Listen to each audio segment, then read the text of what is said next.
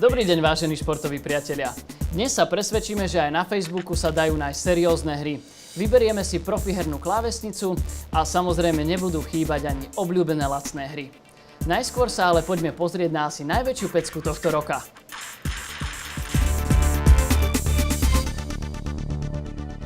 Súboj medzi Xbox One a PlayStation 4 zúri naplno už niekoľko mesiacov.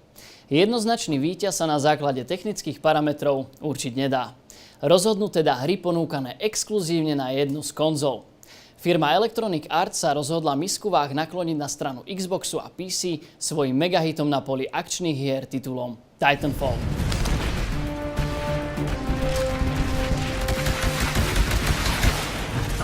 Titanfall je akčná hra z pohľadu prvej osoby, ale tvorcovia sľubujú revolúciu v tomto žánri. Každý aspekt hry je nastavený na to, aby hre pridal na dynamickosti a akčnosti. Hra je zameraná čisto na multiplayerové zápasy 6-členných tímov na rôznych boiskách. Hráči sa zhostia úloh tzv. Pilotov. Kým sa pilot pohybuje samostatne, je hra klasickou strieľačkou. Zbieranie zotrvačnosti umožňuje hráčom behať po stenách, robiť saltá a iné akrobatické kúsky, ktorými získajú výhody nad svojimi súpermi. Celá hra naberá úplne iné rozmery v momente, keď sa hráčovi podarí získať tzv. Titána.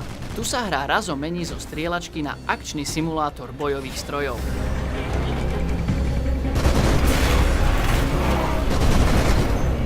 Herná verejnosť pasuje tento titul za novú superzbraň v rukách Xboxu a Titanfall zbiera ocenenie na všetkých herných výstavách.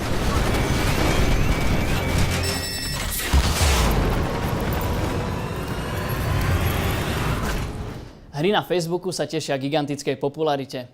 Dokonca aj moja mama si tam buduje svoju farmu, zachraňuje ovečky a pestuje jahody. Avšak hranie sa na Facebooku už dávno neznamená len Farmville. Nová generácia hier na sociálnych sieťach prináša možnosť adekvátnej zábavy aj náročnejším hráčom. Závodné, športové, RPG a dokonca aj akčné hry sa objavujú na Facebooku stále vo väčšom a väčšom počte, ale hlavne kvalite. Veľkým prekvapením pre mnohých je prítomnosť first-person shooter hier, ktoré sa dajú plnohodnotne hrať v rámci internetového prehliadača.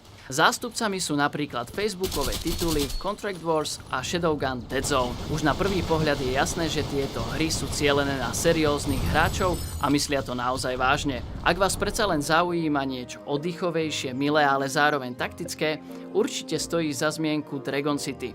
Chov drakov je téma veľmi vďačná. A v tomto prevedení aj veľmi zábavná. Našich zverencov môžeme nechať súperiť s drakmi ostatných hráčov a práve pri týchto súbojoch sa ukáže, kto je lepší tréner a taktik. Zahambiť sa nenecháva ani Slovensko, a to vďaka firme Pixel Federation. Ich strategická fantasy hra Emporia Reels of War and Magic nie je na trhu žiadnym nováčikom a rozhodne má čo ponúknuť. Priebeh hry je naozaj dramatický od začiatku až do konca a hráč po chvíli zistí, že česť ho priam núti plniť si aliančné povinnosti a posielať svoje armády na pomoc spoluhráčom. Emporia onedlho vychádza aj na mobilné zariadenia, takže budete môcť kráľovať aj na cestách. V minulom dieli sme si predstavili 3 najväčšie mená na poli profesionálneho hráčskeho PC príslušenstva. Teraz sa bližšie pozrieme na ich klávesnice a skúsime poradiť pri výbere tej správnej. Ak ste sa rozhodli pre myš z dielne Rocket, určite stojí za to zvážiť akvizíciu klávesnice rovnakej spoločnosti. Systém Rocket Talk totiž umožňuje komunikáciu medzi zariadeniami tejto značky, vďaka čomu sa dajú tieto produkty nastaviť a vybaviť makrami, o akých sa väčšine hráčov ani nesnívalo. V ponuke je mechanická vlajková loď Rios alebo nemenej kvalitná klasická klávesnica Isku. Razer vstupuje do ringu dvoma silnými súpermi. Nízkozdvihová membránová klávesnica Deathstalker Ultimate využíva plne prispôsobiteľný Switchblade User Interface.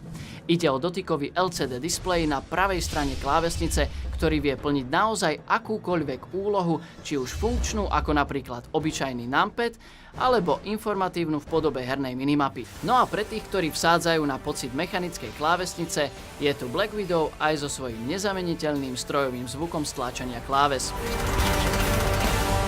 No a SteelSeries prináša ako zvyčajne triezve riešenie pre tých, ktorým ide viac o výkon ako o LCD a komunikačné vynálezy. Prispôsobiteľné osvetlenie, okamžitá odozva kláves a nastavenie cez SteelSeries Engine.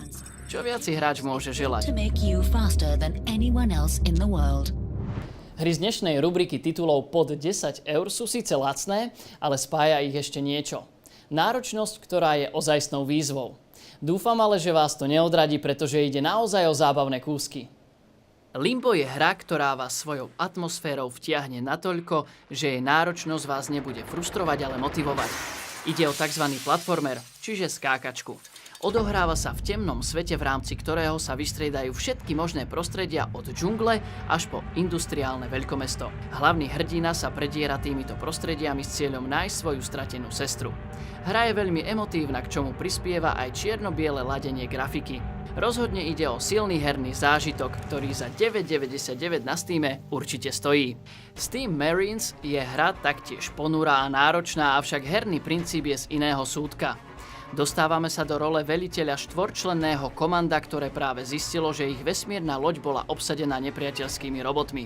Jedinou hráčovou úlohou v každej úrovni je nájsť výťah a presunúť sa ním do ďalšieho levelu. Streliva je však nedostatok, nepriatelia sú silní a každá chyba je väčšinou silne potrestaná. Celá hra sa odohráva v ťahoch. Každá postava má svoj vlastný počet akcií, ktoré môže vykonať za jedno kolo. Po ich vyčerpaní prichádza kolo nemilosrdného súpera. Hra je navyše stále vo vývoji, takže sa môžeme tešiť na pridávanie noviniek a rozšírení. Cena na Steame je 8,99.